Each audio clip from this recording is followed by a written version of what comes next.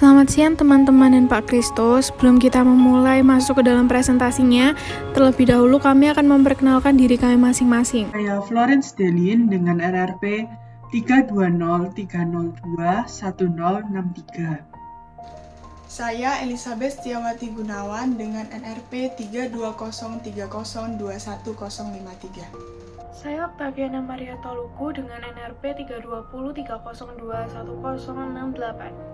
Perkenalkan, saya Yang Kanoni dengan nomor NRP 320-302-1051. Saya Michael Julianto dengan NRP 320-302-1057. Perkenalkan, saya Feren Virgotama, NRP 320-302-1065. Selamat pagi Pak Kristo dan teman-teman. Pada kesempatan kali ini, kelompok kami, kelompok 2, akan mempresentasikan tentang manusia dan hasrat. Pertama-tama, saya akan menjelaskan tentang pendahuluan manusia dan hasrat. Hasrat adalah unsur halus di dalam diri manusia yang sangat sulit untuk dipahami. Seperti contoh yang telah saya berikan di gambar di bawah PPT yang telah saya tampilkan. Orang itu sering merasa bahwa ia itu menginginkan hal A, padahal yang sungguh diinginkan itu adalah hal B. Nah, hasrat juga adalah dorongan besar dari diri seseorang untuk mendapatkan atau melakukan sesuatu. Nah, hasrat itu terkait dengan keinginan. Nah, contohnya seperti seseorang itu memiliki hasrat untuk menemui ibunya. Nah, maka dari itu, hasrat menemui ibunya berarti dia itu memiliki keinginan untuk menemui ibunya. Namun, keinginan ini sudah besar, memiliki keinginan yang besar, dan adanya dorongan untuk memenuhi keinginan itu, akhirnya terjadilah sebuah hasrat. Nah, sedari kita kecil, banyak orang itu diajarkan untuk menutupi hasrat yang mereka miliki, bahkan dari dirinya sendiri. Nah, mungkin saja tidak ada orang yang sungguh memahami hasrat di dalam diri mereka sendiri, karena diri manusia adalah sesuatu yang sangat rumit, yang terdiri dari beberapa lapis, yaitu elusif, selalu lolos dari genggaman konsep. Maksudnya ini adalah sulit untuk dipahami, karena manusia itu sulit dipahami konteks diri mereka itu, dan juga bahkan bisa ambigu. Nah, ketika kita merasa mengenal tentang diri kita sendiri, nah pada saat yang sama, diri itu lolos dari pemahaman kita dan berubah menjadi sesuatu yang lain atau sesuatu yang kita pahami. Selanjutnya, menurut Blackburn, hasrat manusia yang paling mendasar itu adalah hasrat seksual. Ketika kita dan orang membicarakan hasrat, yang terlintas cepat di kepala kita dan orang-orang itu pasti mengacu pada hasrat seksual manusia. Nah, akan tetapi, seks itu bukanlah akar mendalam dari hasrat. Nah, ada beberapa poin mengapa orang itu melakukan hubungan seks. Nah, yang pertama itu untuk mendapatkan keturunan, lalu yang kedua itu untuk membuktikan bahwa dia sanggup untuk melakukannya, lalu ingin membuktikan cinta kepada pasangannya dan menyingkirkan mantan kekasihnya, dan yang terakhir itu untuk mendapatkan uang. Contohnya seperti para PSK yang menjual tubuhnya untuk mendapatkan uang. Nah, pada kasus terakhir yaitu untuk mendapatkan uang ini, orang itu berhubungan seks tanpa hasrat. Maksudnya apa? Hasrat ini akan menjadi lenyap atau tidak ada di dalam seks yang bertujuan. Jadi hasrat akan tidak ada atau akan lenyap jika ada dalam seks yang bertujuan. Bila ada tujuan, maka hasrat seksual itu tidak ada. Selanjutnya akan dijelaskan oleh rekan saya Elizabeth. Baik, saya akan menjelaskan penjelasan dari teman saya, Vina. Bisa saja kita mengatakan bahwa orang muda melakukan hubungan seks itu bukan karena seks itu sendiri, melainkan karena orgasme dan ejakulasi. Kali ini saya akan menjelaskan mengenai orgasme, ejakulasi, dan hasrat. Pertama, pengertian dari orgasme dan ejakulasi. Menurut Simon Blackburn, orgasme adalah pemutus kenikmatan yang tidak diundang. Sedangkan ejakulasi, menurut pandangan secara biologis, merupakan suatu gejala yang ditandai dengan ketidakmampuan seorang pria mengontrol ejakulasinya. Setelah orgasme dilakukan, seringkali orang muda merasakan suatu kenikmatan dan kepuasan, namun sekaligus melelahkan. Namun kondisi inilah yang sering dicari oleh orang muda. Tapi menurut Simon Blackburn, kondisi tersebut salah. justru orang muda menganggap orgasme sebagai gangguan yang tidak diinginkan, kemudian merasa takut jika orgasme akan lelah dan tidak dapat memuaskan pasangannya. Jika kita tidak bersependapat dengan Simon Blackburn, kita bisa saja mengatakan orang muda justru menganggap orgasme itu bukan sebagai suatu gangguan karena dia memang menginginkan untuk melakukan hal tersebut. Kemudian kali ini saya akan menjelaskan pengertian hasrat. Menurut Bertrand Russell, hasrat adalah dorongan yang mengarah pada pemusnahan dirinya. Sedangkan secara biologis, hasrat adalah hanya soal rangsangan seksual. Namun menurut Blackburn, pandangan seorang biologis tidak tepat karena orang bisa mendapatkan rangsangan seksual namun tidak memiliki hasrat. Contohnya, jika seorang pria melihat seorang wanita yang memiliki badan yang sangat bagus, bisa saja seorang laki ini mendapatkan rangsangan seksual namun tidak memiliki hasrat untuk melakukan hubungan seks dengan wanita tersebut. Kemudian selanjutnya, orgasme sebagai tujuan puncak. Simon Blackburn yang menjadi kenikmatan bukanlah tujuan semata melainkan prosesnya. Jika dalam berhubungan seksual, tujuan utama dari berhubungan seks itu bukanlah orgasme semata, tetapi juga proses untuk mencapai orgasme itu. Sama dengan halnya jika kita menjalani kehidupan. Yang nikmat di dalam kehidupan bukanlah kenikmatan pencapaian tujuan sendiri, tetapi juga jerih payah dan usaha kita yang sudah kita lakukan untuk mencapai suatu kenikmatan tersebut. Sekian dari saya, selanjutnya akan dijelaskan teman saya. Terima kasih. Berikutnya, saya akan menjelaskan mengenai tujuan dari pemenuhan hasrat, yaitu kenikmatan. Ketika dua orang berhubungan seksual, yang mereka inginkan bukan hanya sekedar orgasme, tetapi kenikmatan pada proses berhubungan seksual menuju orgasme tersebut. Ada dua macam bentuk kenikmatan. Yang pertama, kenikmatan pada proses menuju orgasme, dan yang kedua adalah kenikmatan pada orgasme itu sendiri. Kemudian, ada pendapat menurut Blackburn. Menurutnya, hasrat secara esensial adalah antisipasi dari kenikmatan aktivitas seksual. Berikutnya, saya akan menjelaskan mengenai hasrat dan filsafat. Pada awalnya, beberapa filsuf Yunani kuno menaruh perhatian besar terhadap seks. Beberapa filsuf tersebut yakni yang pertama adalah Pythagoras. Ia berpendapat bahwa waktu terbaik bagi manusia untuk berhubungan seks adalah ketika ia ingin memperlemah dirinya sendiri. Yang kedua ada Hippocrates atau bapak ilmu kedokteran dan Platon. Mereka berpendapat bahwa aktivitas seksual adalah aktivitas yang berbahaya karena menghabiskan begitu banyak tenaga. Hippocrates bahkan menulis bahwa mimpi basah adalah tanah dari kegilaan. Dan yang terakhir adalah Hesiodotus. Ia berpendapat bahwa hasrat berkaitan erat dengan eros, dan eros adalah musuh dari akal budi. Dengan demikian, hasrat dipandang berkaitan erat dengan ekses tertentu seperti ciri fisik seseorang.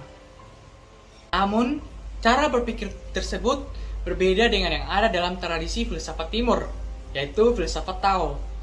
Dalam filsafat Tao, seks dikaitkan erat dengan keabadian jiwa manusia. Menurut Blackburn, dalam beberapa tulisan Tao tertulis bahwa Kaisar Kuning atau Yellow Emperor hidup abadi setelah bercinta dengan 1.200 wanita. Seperti yang sudah dijelaskan oleh teman saya sebelumnya, hasrat adalah dorongan aktif untuk mendapatkan kenikmatan yang pada akhirnya akan memusnahkan dirinya sendiri. Seorang filsuf asal Inggris yakni Thomas Hobbes berpendapat bahwa manusia pada kondisi alamiahnya adalah makhluk yang saling menghancurkan satu sama lain.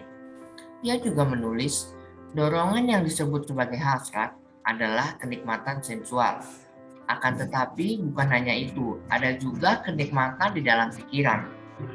Untuk itu sesuai dengan gabungan dua nafsu bersama, yakni untuk membuat nikmat orang lain dan untuk dibuat nikmat oleh orang lain. Contohnya saja ada dua orang yang sedang berhubungan seksual, sebut saja Anton dan Dewi. Anton memberikan kenikmatan kepada Dewi. Dewi senang dengan apa yang dilakukan Anton. Anton juga senang karena Dewi mengalami kenikmatan. Keduanya memperoleh kenikmatan timbal balik. Hal yang sama juga terjadi sebaliknya. Dewi memberi kenikmatan kepada Anton. Anton merasa nikmat. Dewi senang karena Anton senang dengan apa yang dilakukannya. Dewi menginginkan Anton sekaligus ingin supaya Anton menginginkannya.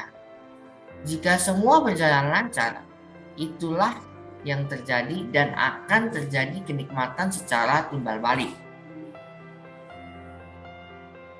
Kenikmatan bukanlah soal badannya semata. Memang badan kita memainkan peran untuk tercapainya kenikmatan. Akan tetapi, kenikmatan pikiran ketika melakukan sesuatu juga sangatlah penting. Kenikmatan ini tentunya terkait dengan kepentingan pribadi.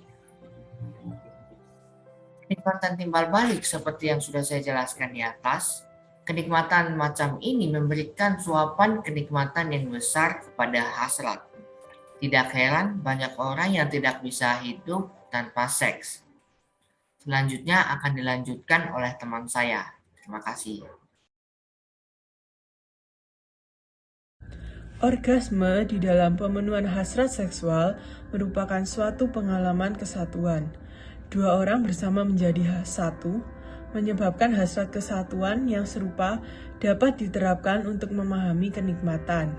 Misalnya ketika orang bermain musik bersama, ketika gitar dimainkan yang kemudian diikuti oleh alunan drum, bass, keyboard, serta diikuti dengan vokal yang indah. Semua itu menciptakan perasaan penuh dan satu. Blackburn sendiri berpendapat bahwa seks itu mirip seperti sebuah percakapan yang bermutu. Di dalam percakapan yang bermutu, orang bisa melebarkan penulisannya serta pemikirannya ke segala arah secara sadar. Tubuh memang berperan di dalam percakapan, tetapi pikiranlah yang jauh lebih memainkan peranan. Dengan demikian, kenikmatan yang diperoleh ketika berhubungan seks, bermain musik bersama, dan mengalami percakapan bermutu adalah soal perasaan penuh dan utuh yang diberikannya.